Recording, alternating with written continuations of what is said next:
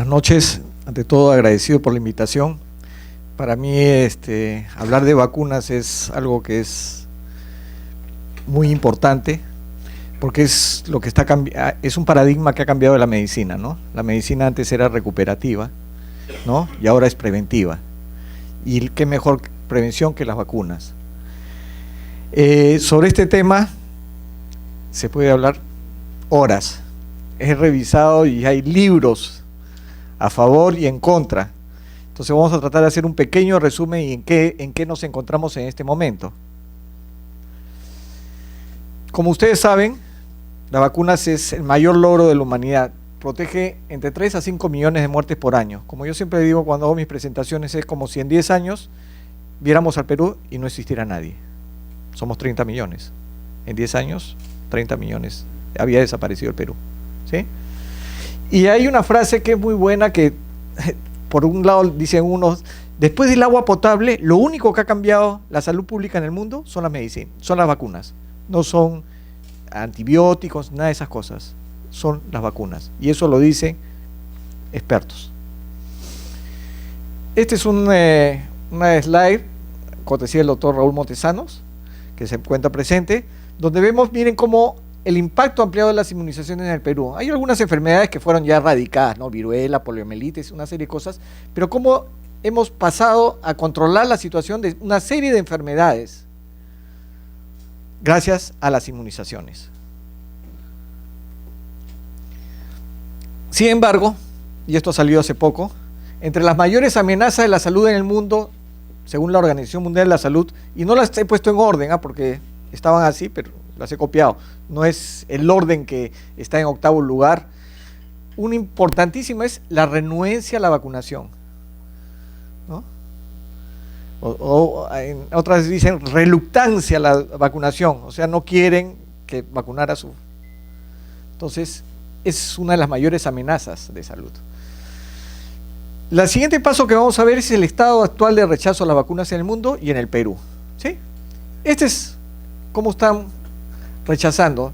Los que están más claritos son los que menos rechazan y los que están más oscuros son los que más rechazan. Nosotros tenemos un poco menos que los países del norte. Miren Europa, miren a Francia, ¿sí? Son exportadores de enfermedades. Son exportadores de enfermedades. Y si ustedes buscan, van a encontrar esto. Una serie de Liga para la Libertad de la Vacunación, afectados por vacuna, Discovery de Salud, Asociación de Afectadas por la Vacuna de Papiloma, Terapia Clar, Pandemia, no hay ninguna. Todas estas son páginas que ustedes entran y van a encontrar cosas que hablan de la vacuna sin una base científica. Es así. Y la pueden buscar. Y eso es poco, este es solo una muestra. Solo es una muestra. ¿Cuál es el estado actual de las antivacunas en el mundo? Miren, en Europa, Francia, el 41% tiene movimientos, o sea, hay un 41% de movimientos antivacunas. Bosnia, 36%, Rusia, 28%, Mongolia, 27%, Ucrania, 25%. Estamos hablando de Europa, porque en Estados Unidos ya también están teniendo serios problemas, ¿no? Sin embargo, miren los países, entre comillas, del tercer mundo, o en vías de desarrollo. Bangladesh, Indonesia y Tailandia son los que más tienen confianza en las vacunas. Acá se invierten las cosas. Los países que se supone que deberían de tener mayor cultura, porque yo siempre dudo de si cultura es igual para todos, ¿no? Acuérdense que en las épocas antiguas, a los bárbaros le decían todos los que no vivían cerca de Roma y de Europa, todos eran bárbaros. Sin embargo, la cultura china, los árabes, tenían una cultura superior a los que eran los cultos.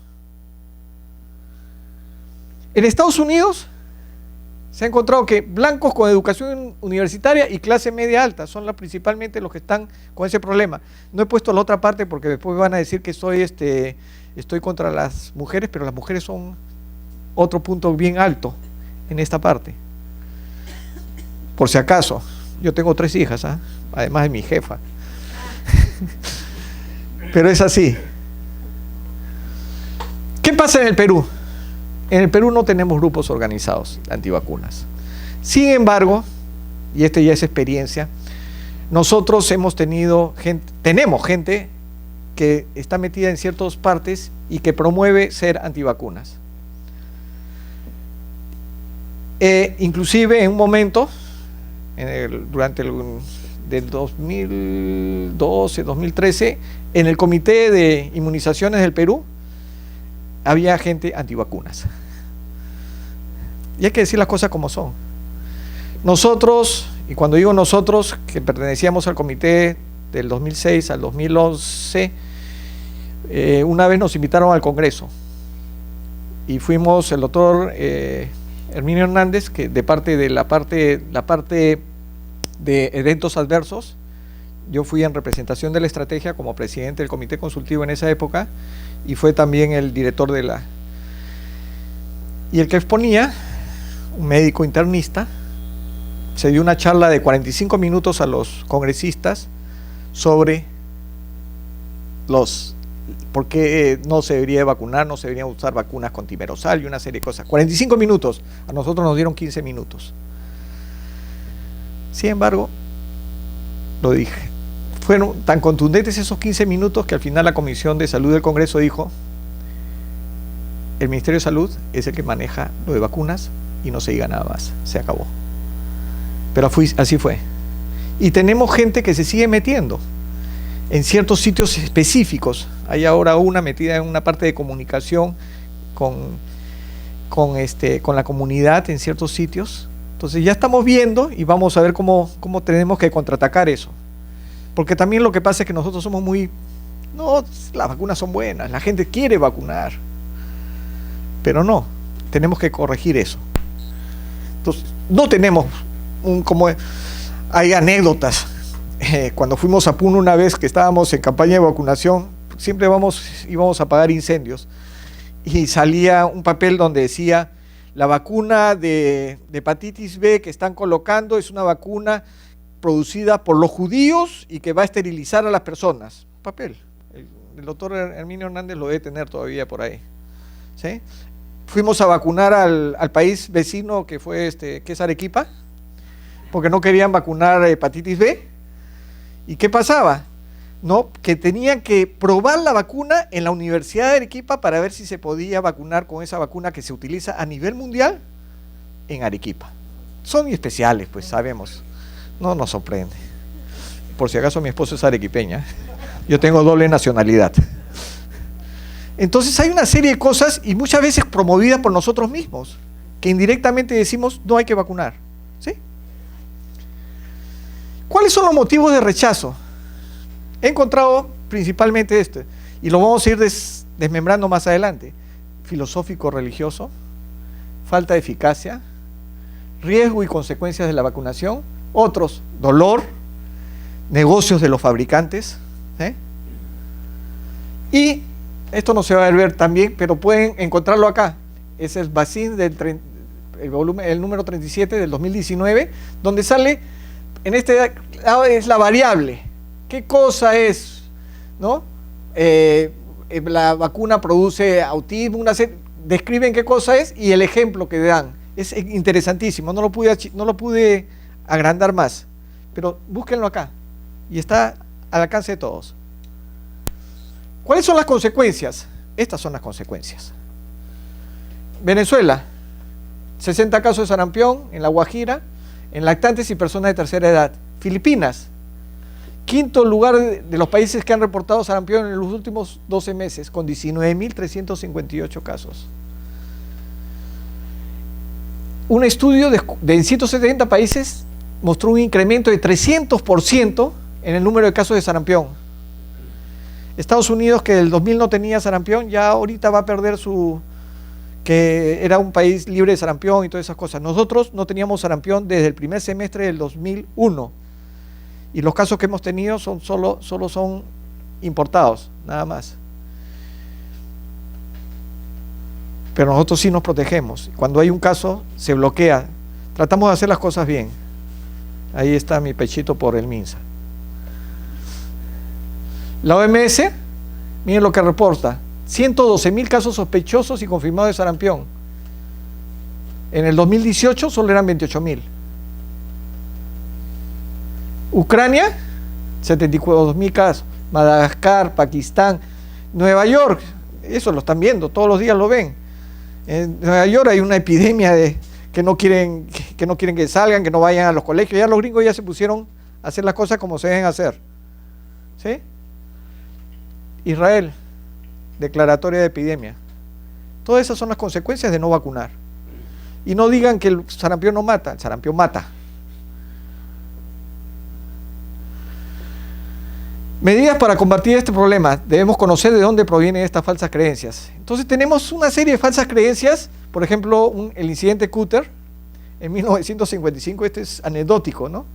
Es una vacuna que contenía virus vivos en lugares inactivados y produjeron 40.000 casos de enfermedad y 10 muertos. Pero esto eran, miren qué hacían.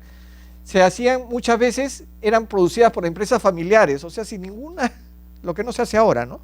Pero en base a eso se han ido fijando una serie de cosas. La vacuna de gripe estacional, que lo asociaron con el síndrome de Guillain-Barré en el año 1976. Sin embargo, hace 2 años, si no me falla la memoria, la OMS ha dicho claramente que no hay relación entre vacuna de influenza y Guillain-Barré. La vacuna de antipertusis de la década del 70, la de células enteras. Aquí tenían problemas neurológicos, pero al final lo que se encontró, porque muchas veces lo que sucede es que cortan y dicen, ya, esto no va. Como podríamos hablar de la vacuna de rotavirus, la de los años 80, que fue una excelente vacuna y que se debió seguir con ese trabajo. Igual es con el timerosal. Los americanos en el año 98, 99 dijeron, ya no vacunas con mercurio. No saben con mercurio. Que tenga mercurio, una cosa es etilmercurio y otra cosa es metilmercurio. Metilmercurio es el que te produce todos los problemas neurológicos, te produce problemas renales y todas esas cosas. El etilmercurio no, es como metanol y etanol. Metanol te queda ciego y insuficiencia hepática, y el etanol, una buena huasca. Entonces son cosas, y sin embargo, pusieron eso, y entonces todos, como nosotros seguimos mucho de lo de arriba, sí, hay que suspender. Y las cantidades son ínfimas, y encima cuando uno estudia bien, y eso me podría ayudar Ernesto, la parte de neurológica que produce la intoxicación por mercurio y la parte neurológica que produce el autismo son 2 cosas diferentes. Esto, miren lo que pasó. Este era el DPT. Los casos crecían, ¿no? Se introduce la DPT y empieza a bajar. Baja. Sin embargo, llegamos a una cobertura de 81% y miren cómo bajó la DPT. Y acá aparecieron los antivacunas. Y miren cómo empieza a subir. Y cómo empieza a bajar la cobertura vacunal a 31%. Y empieza a aparecer nuevamente pertusis. Más de 100.000 casos en Inglaterra y Gales hospitalizados. Imagínense cuánto cuesta eso.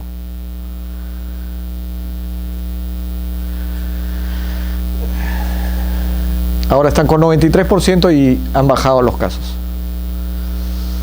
Algunas respuestas a los mitos, y algo me ha ayudado acá Claudio inicialmente. Recién nacidos son demasiado pequeños para desarrollar una respuesta inmunitaria adecuada a las vacunas. El 95% de los lactantes inmunizados en los primeros 6 meses de vida con múltiples vacunas desarrollan respuestas inmunitarias adecuadas y específicas contra estas enfermedades. Y eso se hace por estudios bien planificados. Que es otra de las cosas que deberíamos de nosotros promover. Nosotros deberíamos promover la investigación. Todos creen que venir a probar una vacuna en el Perú es porque somos tercermundistas. Las primeras partes de los estudios, fase 1 y fase 2, que son las más difíciles, se hacen en países de vías desarrollados, Estados Unidos, Europa. Acá viene el fase 3 generalmente. Las vacunas sobrecargan el sistema inmunitario de los niños. Una vacuna contiene en promedio 10 proteínas o polisacáridos. Sin embargo, miren, cada niño podría responder como a 100.000 vacunas.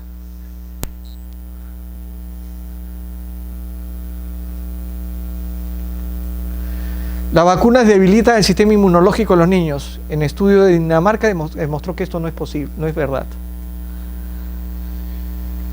Las vacunas causan enfermedades autoinmunes. No hay ninguna relación entre estas vacunas y enfermedades autoinmunes. El timerosal causa autismo. Falso. Hay miles de estudios ya realizados por la OMS. Sin embargo, todo empezó cuando dijeron hay que sacar el mercurio. No sé de cuál mercurio, pero de ese mercurio. Inclusive hay un dato bien anecdótico, que hay un médico en Estados Unidos que encontró que los niños que habían recibido vacunas con timerosal, lo que siempre se ponía, nosotros hemos recibido probablemente vacunas con timerosal, tenían menos casos de autismo que los que no habían recibido vacunas con timerosal. Entonces dijeron, el médico dijo, a mí denme vacunas que tengan timerosal. Este es el estudio en Dinamarca, donde ellos dejaron de usar el timerosal en las vacunas y miren cómo subió el autismo, que si fuera causa relación debería mantenerse o bajar, sobre todo bajar, y no. Formaldehído y aluminio. El formaldehído se usa para atenuar los gérmenes, y el aluminio es uno que ayuda a que la respuesta inmunológica sea mayor y además las cantidades no son ni siquiera son tan bajas que no pueden producir ningún tipo de problema. Las vacunas producen cáncer, no hay asociación, al contrario, protegen de cáncer. SPR y autismo, y ustedes lo deben conocer, al famosísimo Andrew Wakefield y Lancet, ¿no? Este hizo un estudio donde sacó muestra de sangre en una fiesta de su hijo a niños sin consentimiento ni nada en Inglaterra, en un momento que todavía había sarampión en esa época. No hicieron qué tipo de sarampión, si era la vacuna, lo que le estaban encontrando los anticuerpos, y dijo que la vacuna SPR producía autismo. ¿Y qué se llegó después? Que este pata lo que quería era plata. Fue expulsado de la escuela de Londres, está en juicio, ¿no? En el Perú también hemos tenido algunos ejemplos. Por ejemplo, timerosal, también vacuna SPR, información malintencionada, vacuna de fiebre amarilla. ¿Se acuerdan que hace 5 años, más de 5 años, eso fue más de 10 años, se murieron 5 personas o 6 personas cuando sí han sido vacunadas con fiebre amarilla? Bueno, se estudiaron esos 6 casos. 2 tenían cáncer, que no se le había diagnosticado. 1 era un señor mayor de 60 años que no se debe vacunar. Parece que se lo querían bajar al señor. Y otra era, esa fue peor todavía, era una señora que recibía inmunosupresores. Esta es una vacuna de virus vivo atenuado. Recibía inmunosupresores y lo estaba recibiendo en ese momento porque tenía una enfermedad inmune y le ponen la vacuna. Y por ahí hay otra que se me está escapando. Falta de conocimiento en la vacuna de hepatitis B. Hubo un caso acá hubieron varios casos, fueron a vacunar a un colegio y 4 o 5 chiquitas se desmayaron. ¿Qué puso? Van al hospital y el neurólogo pone probablemente sintomatología asociada a la vacuna. No existe. La vacuna de hepatitis B es inactivada totalmente, es de la cáscara del virus. Es como, yo siempre digo, es como la palta sin pepa. Entonces, ¿de dónde podía salir? Llegaron acá 3 de las niñas, terminaron en el hospital de niños. ¿Qué tuvieron? Conversivas. Pero ya está el año hecho. No somos buenos comunicadores, esa es la verdad. Falta de personal capacitado, también es la verdad, y eso lo podemos ver después cuando toquemos la otra parte. Problemas con las coberturas, también podemos discutir de eso, ya la podemos discutir en la siguiente parte. No hay una respuesta única para todas las situaciones que se presentan. Sin embargo, para mí, esta me encantó. Este es del profesor de la cátedra Balmis de vacunología. ¿Saben cómo llegó la vacuna de viruela a las Américas? Es interesantísimo. A finales del siglo XVIII, 1790, el rey Carlos IV de España hizo una expedición filantrópica a las Américas. ¿Para qué? Para vacunar contra viruela a la población de las Américas y Filipinas, porque también pertenecía a ello. El que dirigió esa expedición fue Balmis. ¿Saben cómo trajeron la vacuna? No había... Así es. Por ejemplo, para llegar a las Américas, 6, 10 niños. Entonces le ponían la vacuna, que era como Jenner había hecho, porque habían varias formas como se había tratado de hacer, ¿no? Primero era variolización en la China, que era, sacaban las costras de las personas que estaban con la enfermedad, las machacaban y las hacían que las olieran, que las aspiraran a las personas.